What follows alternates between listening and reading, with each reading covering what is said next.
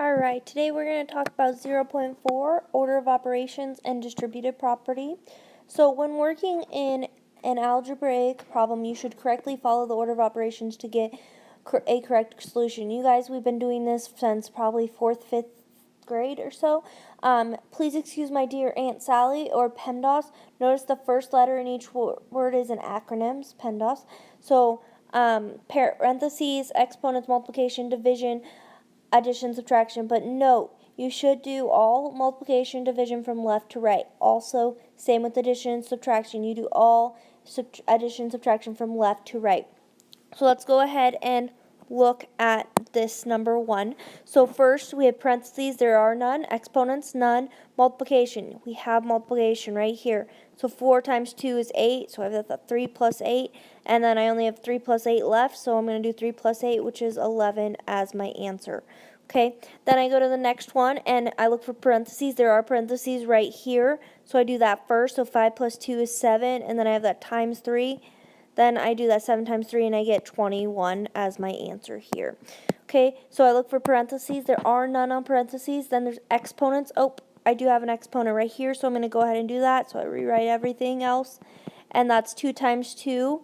So 2 times 2 is 4, because 2 squared is the same thing as 2 times 2. Okay, then after exponents, I go to multiplication. There is none. Division, and there is. So then I do 9 divided by 3, which is 3. And then I have addition and subtraction, which I work left to right. So 3 plus 1 is 4. 4 plus 4 is 8. So my answer is 8 for that problem. Okay, moving on, we go on to the next problem. We go parentheses, there are none, exponents, there are none, multiplication, division. Remember, if there's multiplication, division, you factor those together, and you work left to right. So left to right, I would do 5 times 6, because it's farthest left, so that becomes 30. Then I still have that divided by 10, plus 9. Okay, then we go division next. 30 divided by 10 is 3. 3 plus 9 is 11. Okay. Moving on, parentheses. Parentheses, when you are looking at parentheses, there's a lot of them, but you do the innermost one first. So 3 minus 2 would be first, so I'd get 1 here.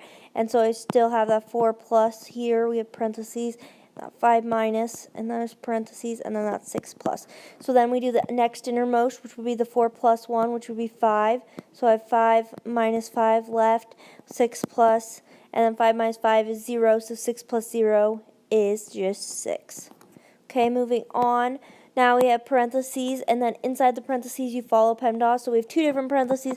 I'm going to start with this parentheses here. We follow PEMDAS. So parentheses, then exponents. So there is exponents right here on that 3 squared. So I'm going to do that first. So I get 9 minus 3 in that parentheses.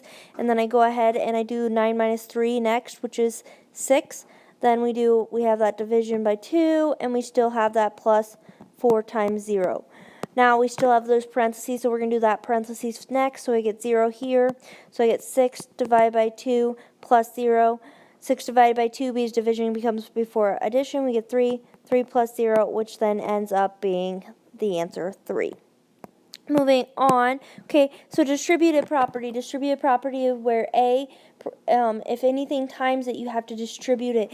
So when we learned this last year, you probably learned it by doing the arrows and distributing all the way through. So if I have a 3 here, I'm going to distribute that. It goes 3 times x, so I get 3x, and then positive 3 times a positive 2, which would give you a positive, and then 3 times 2 is 6. Okay, moving on. It doesn't matter where it is located. It can be located at the back. That 2 is multiplied all the way through, so I do 2 times 7, positive 7, so I get positive 14. And then I can do 2 times a, which is positive 2a, right? And then 2 times x, which would be 2x. And that would be your answer. If you want, you could have done 2 times x and get 2x, and then 2 times a and get 2a, and then 2 times 7 and get 14. It does not matter which way what you multiply first, you just make sure. Okay, number 9. So now we have a negative 5, so you have to distribute that negative with it. So this is a negative 5 times a positive 3x, so 1 negative, so it becomes a negative, and 5 times 3 is 15, and we still have that x. Then we take that negative 5 times a positive a, because that is a positive a here, and so I'd get a negative 5a, because it's a negative times a positive, then a negative 5 times a positive 5, which would be a negative because it's a negative times a positive, and you get 25. Okay, moving on. So if there is not a number here, but you still have that negative, you have to distribute that negative. You could rewrite this as negative 1 times 9x minus 7b plus 2, and that is the same thing. So I'm distributing this negative 1. So this technically just makes everything in the parentheses the opposite sign, or you can multiply it through. So negative 1 times positive 9x, so it would be negative 9x, negative 1 times a negative 7b, so negative negative gives you a positive, and then you have that 7b because 1 times anything is itself, and then that negative 1 times a positive 2, opposite sign, so I'm going to get a negative 2, and this would be your answer. Okay? Alright, so now we're going to go ahead and talk about simplifying expressions. So first of all, we need to know what a coefficient is and what a variable is and an exponent. So when looking at negative 3x squared, your coefficient is going to be the number. So coefficient is the number. So that would be negative 3 here. Okay, your variable, I'm just going to put V for variable. Your variable is the letter or the symbol that is there, so that would be your x. There can be more than one variable. It could be xa, but for now it's just x on this problem. And then your exponent is the number above the variable or what it's raised to, what power, so this would be the second. Okay, it is very important to understand those three things, because in order for us to go on to the next step. So identify like terms. So like terms, in order for a thing to be like terms, it has to have two things. It has to have the same variable, and the variable has to be raised to the same power. So variable, same exponent. It has to have the same exponent. Okay, so those two things are very important. They have to be the same variable, and the variable has to be raised to the same exponent. So looking at these, let's decide like terms. So I'm going to highlight, so negative x squared. Is there anything else that has an x and it's raised to the second power? No, so that is by itself. Then what about positive 5x? Is there anything else that has an x and it's just raised to the first power? Yeah, negative 3x is too. Okay? Then negative 4, is there anything, which this is actually called a constant when it is just a number by itself, is there anything a number just by itself? Yeah, the positive 2. Okay, so we just identified like terms. Next we're going to go ahead and combine these like terms because we can technically combine them. Alright, so on this we have a 8x and a 2x, positive 2x. They both have an x, so they are like terms. They both have that x raised to the first power. Make sure you have the same exponent also. So we can combine. So this is 8x plus 2x. So this becomes 10x. Moving on. Okay, now we have a 12m and a negative 4m. They both have an m and it's raised to the same power. So they are like terms. Now we can combine those. So this is a positive, this is a negative. So opposite signs when we add, we subtract. So 12 minus 4 is 8. And then we get the m, and 12 is bigger than 4, so we keep the positive 8m. Okay, same thing here. We go ahead and highlight, so 11.2x. Is there anything else with an x raised to 1 power? We have negative 7.1x. Okay, we can rewrite this as an addition problem if you would like. This is 11.2x plus a negative 7.1x. They are both same term, so we're going to either add or subtract them. Let's see, they're opposite signs, so we subtract. So 11.2 minus 7.1, which you get 4.1, and then it is positive because 11.2 is bigger than 7.1, and you add that x with it. Okay, so here we have a couple steps we have to do. First, you have to go ahead and distribute the numbers in before the parentheses. You can't just go ahead and combine like terms because this is technically 4 times this. So we got to distribute that. So 4 times x is 4x. 4 times positive 2 is a positive 8. Okay, then also before I talked about how if there's a negative, there's technically a negative 1 in front of there. And if it's in front of a parenthesis, so you have to distribute that negative all the way through also. So that becomes a negative x, and then that becomes a negative 2, And then the n doesn't have parentheses or anything, so we just go ahead and write it on out. Okay, and then we go ahead and combine like terms. So 4x, is there anything else with a 4 or an x? Yep, negative x, 5x. Then we go on, we have positive 8, a constant. Is there anything that does not have a variable? Negative 2, negative 8, and we combine like terms. So 4x minus 1 is 3x, plus 5x, which is 8x. And then 8 minus 2 is 6. 6 minus 8 is a negative 2. And this will be your final answer. This is incorrect. You have to make it all the way down to this step. Okay, moving on. Okay, write an expression for the perimeter and area of each figure. So let's start with perimeter on this problem. Perimeter is the all the sides added up, which we should know. On a rectangle, we should know that this side has to be equal to this side, so this has to be 2x minus 4.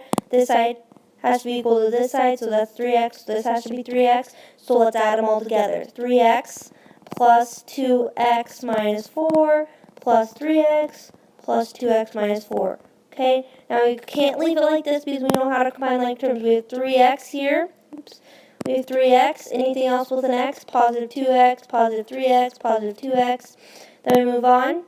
We have a negative 4 and a negative 4 that will go together because they do not have a variable.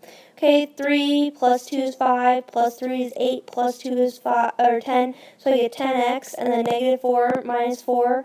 So same signs you combine, negative 4 plus 4 is 8, and you keep the sign. So my perimeter would be 10x minus 4. Now moving on to area. Area is length times width, so I'm going to take 3x times 2x minus 4, but we can't leave it like this because we know we can distribute that 3x. So we take this, 3 times 2 is 6, x times x is x squared because there's 2 x's of those, and then 3x times negative 4.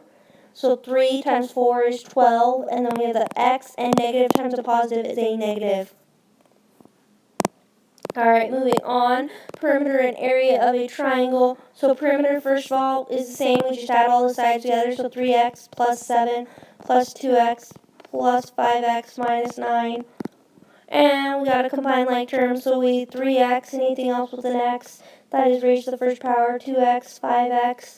Then we have positive 7, negative 9. Combine 3x plus 2x is 5x plus 5x is 10x. And then positive 7 minus 9 is a negative 2. So that is my perimeter.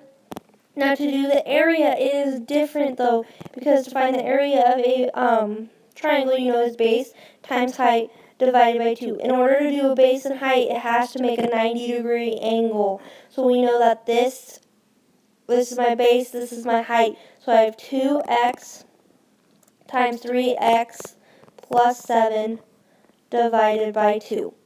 Okay, so first step, I'm going to go ahead and distribute that 2x all the way through.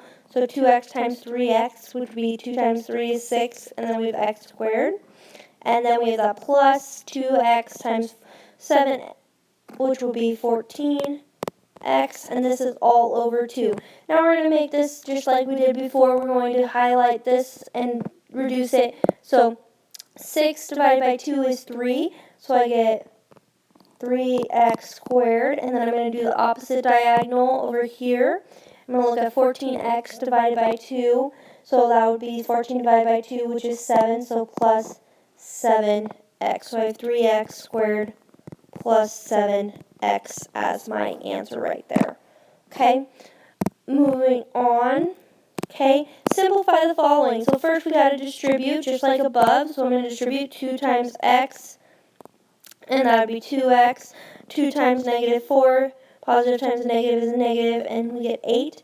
And then I take that positive 5 and distribute it, and I have positive 5x here, and positive times a negative is a negative, negative 15, plus 2x, plus 10, but we have to simplify it all the way, so I'm going to go ahead and highlight like terms, so 2x, 5x, 2x, and then my other one is negative 8, negative 15, positive 10. And then we go ahead and combine 2x plus 5x is 7x, plus 2x is 9x, negative 8 minus 15, so same signs we combine, so that becomes 23, a negative 23, and then plus 10, opposite signs, negative 23 plus 10 would be subtracting because it's opposite signs. So you should get negative 13 because 23 is bigger than 10, so you keep that 23 sign. Alright, moving on. So we're going to go ahead and distribute. So negative 3 times x. So negative times positive is a negative. So negative 3x. Negative 3 times a positive 7. Negative times positive is a negative. 3 times 7 is 21. Then we have a positive 2x squared times a negative 5. So 2 times 5 is 10. And you still have that x squared. And negative times positive is a negative. Now looking at this, we have x's both here and here. We have an x in this, and we have an x here. But the problem is that x is not raised to the second power. So these two are not the same, because this is not raised, the negative 3x is not raised to the second power. Remember, it has to have the same variable, and the variable has to be the same exponent in order to combine. So we are actually done with this problem because none of those have the same variable and are raised to the same power. Alright, so that is order of operation and distributive property.